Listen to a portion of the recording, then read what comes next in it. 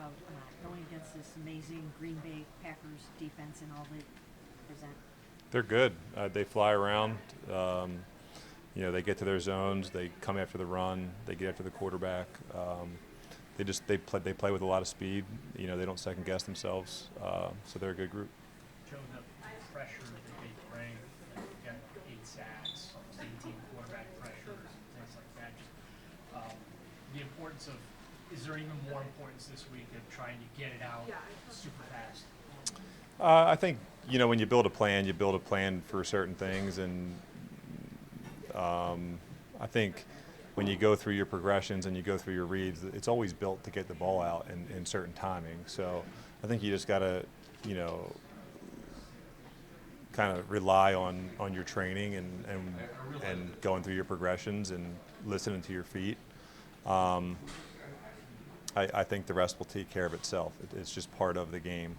I think there's other things that come into play when you talk about their pass rush, as opposed to worrying about trying to get the ball out super fast. It's just part of your reads, and that should happen on certain plays. When you were talking after the game about, the defense is playing so well, you guys offensively just need to kind of play good, clean football. What are some of the areas that you're focused on when you talk about that? Well, I think first of all, good football teams and good offenses, because you're good, you do those things. But I think when you do talk about those things, as a team, you always talk about playing complementary football, and sometimes when it's not pretty, it doesn't mean it's not good. And there's going to be times where you're going to have to punt the ball and pin them back and rely on those guys to get a stop and get us good field position. And I think as an offense, when you are talking about playing complementary football, it's realizing some of those things throughout the course of a game, that sometimes even though things don't feel great, that it still may be a positive. And then when we do get our chances, just taking advantage of that. So if we do get short fields and stuff like that, taking advantage when we get the opportunity. So from your standpoint, is it a lot of not forcing things because you have that kind of backstop of the defense?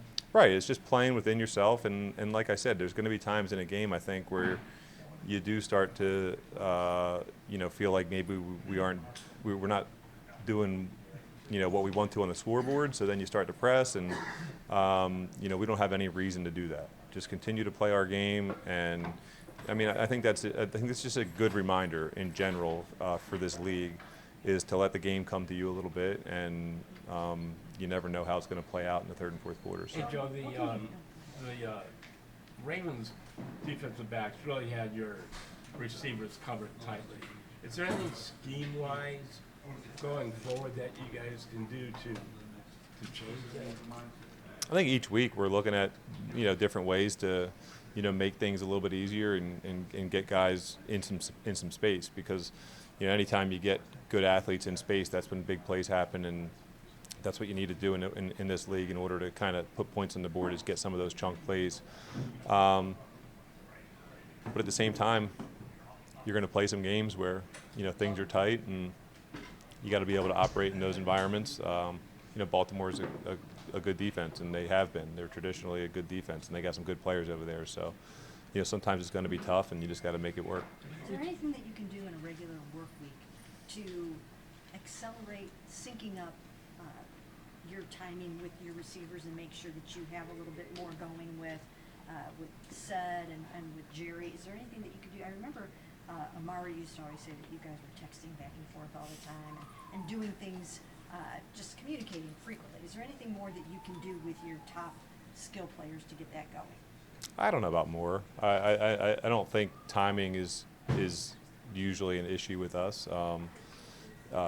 It's more about the reps. It always is about the reps. And yeah, like when you're, it's in between the periods, going and looking at it, which we do all those things. We're communicating and we're trying to get as many extra reps as we can. And I think the biggest thing with us is we just got to continue to do those things so that it comes naturally. Joe, I know what you said about letting the game come to you. On the other hand, Green Bay seems intentional in pushing the ball down aggressively right from the start of the game. You guys haven't had many leads this season. Is there a case to be made to be a little more aggressive in the first quarter? For sure. I don't think when I say that it's trying to say that we shouldn't be aggressive and at least put that in people's minds that we're going to do that. It's just when you do call those plays, just don't just throw the ball up aimlessly. It's still treat it as a normal play and go through your read. And if you have to take the check down, that's a good thing. I think it's just those reminders. I don't think it's necessarily let's not try to do certain things. It's just little reminders that taking the check down and doing those sorts of things, getting a 3-yard run, they aren't necessarily bad things. Joe, the Michael Parsons trade surprised a lot of people. I'm just curious, as a guy who's been in the league for a while, are there moves that surprise you anymore that you see it, and what does he bring to the Packers defensive front? No, nothing really surprises me. It's still fun to talk about things like that, but I think you're aware that pretty much anything can happen. And then when you watch him play, I think it's pretty obvious. I mean, it's no more obvious to me than any of you guys what he brings to a team, just in terms of his ability to line up anywhere and to get after the quarterback a little bit. You said after the game in Baltimore that Judkins had an impact with little play, and you think he'll be better and better. So now he looks like there's a commitment for him to be the feature back. How does that affect the offense? Well, listen, I think it's exciting for him, and the thing last week is it's just, we all got to go through training camp and a couple game installs and things like that, and he's showing up last week and he's trying to pick up as much as he can, and your head has to be spinning a little bit, and maybe not quite as sure. So the exciting thing this week is that he's going to get to sit in every single meeting, go out and do walkthroughs, every single walkthrough, go out and practice, get the reps. I think he's got a lot of talent, so that's what's exciting for us, is just to get an explosive guy, some touches, and see what he can do with it. Is he the type of guy that can change how a defense kind of approaches you guys? Listen, I think his skill will speak for itself. Just like anything in football and in offense, when it comes to him changing the game a little bit, it's kind of up to all 11 of us to kind of get that going. It's not just him. I think if we can play the kind of football that we want to, and we can get him in space, and I obviously think that's when we're going to get to see what he can do. I think he's also going to be good at taking the 2-3 yard runs when that's all that's there and wearing on a defense. And I do think he has the ability to kind of be a game breaker. But I think those plays, those game breaker plays, are it's going to be all 11 of us working together. Joe, you mentioned trying to get in sync with the receivers just going to take a lot of reps. So, kind of going back to training camp and stuff like that, do you think that not having those first team reps hurt you guys early on in the season, or is a main contributor to that? I don't think so. I mean, you have to bring up certain things as to what we're thinking. If we're looking at individual plays, then you can probably look at it. Listen, I feel pretty good with where I'm at with those guys. You can always be a little bit better, and each game plan brings its specific challenges to kind of go out there and, you're always doing things a little bit different. But, ultimately, I think we're working towards something, and we're doing a pretty good job. Just because that's part of what I'm talking about. Just because you're not going out there and throwing for 350 a game, you have to be able to stay patient and continue to do what we're doing and make little adjustments. It's just little things.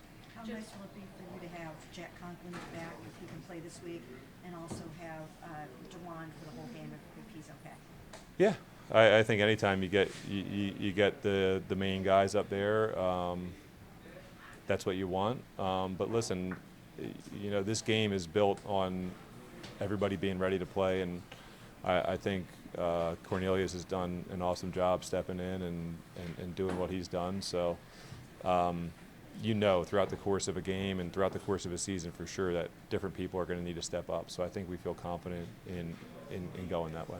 It's a small sample size, but through 2 games, their run defense is the second in the league, allowed rushing yards. So how do you guys kind of balance the run in the pass game, knowing that they're holding their teams to such a few yards?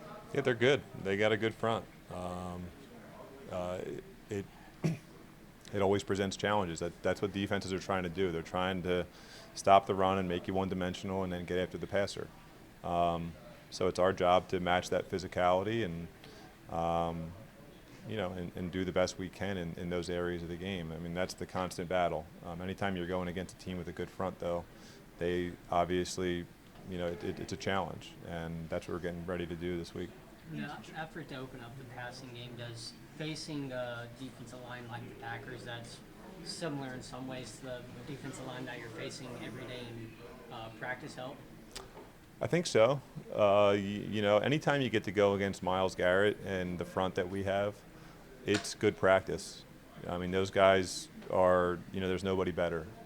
So anytime you get to go against, guys like that are trying to get upfield and disrupt the pocket, it's good practice for your front.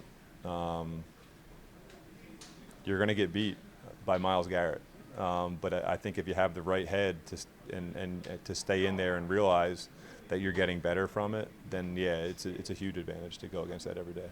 How hard is Just a couple say more. we're going to dial a bunch of downfield shots when you know that a defense, and especially the Packers, can bring pressure like they do? You know what I mean? Like, can't you say we're going to take a bunch of shots because you're not, you can't expect to have all day there. It's funny because I just don't look at it that way as to like, obviously there's times where you take shots, but ultimately a lot of the times that you see those taken throughout the course of a game, it's just because they happen to, they do play this coverage, and they did play it on that time that we called it. And instead of taking the far cross or, the back on the wide, you ended up throwing a post over the top. Or, I think a lot of the times you think you're pushing those things when you complete a handful of them, but in reality, you're just playing the game, and you happen to get 5 shots that game. I think that's no different this week. Obviously, there's probably times where you're going to pick and choose those things, but that's every week. And honestly, I think Kevin and Tommy do such a great job of kind of putting it together and then kind of talking to each other and determining how they're going to call certain games and how they see it. And now it's my job to kind of understand why they're calling certain things, and then just play the play from there. Do you feel like your foot speed is as good as it's been over the past few years, just in terms of the keepers and the bootlegs and all? Does it feel? Yeah, I mean, keepers. I mean, you could run 10 miles per hour and do keepers. It's not really about, the foot speed. But yeah, listen, I mean, the last couple of weeks I've had to get out of the pocket. I don't think we were super successful last week, but still you got to throw the. That's what I'm talking about. Throwing the ball away. They're positive plays, and even though we weren't necessarily successful in completing balls down the field last week. I feel good moving around and making plays outside of the pocket when it has to be done.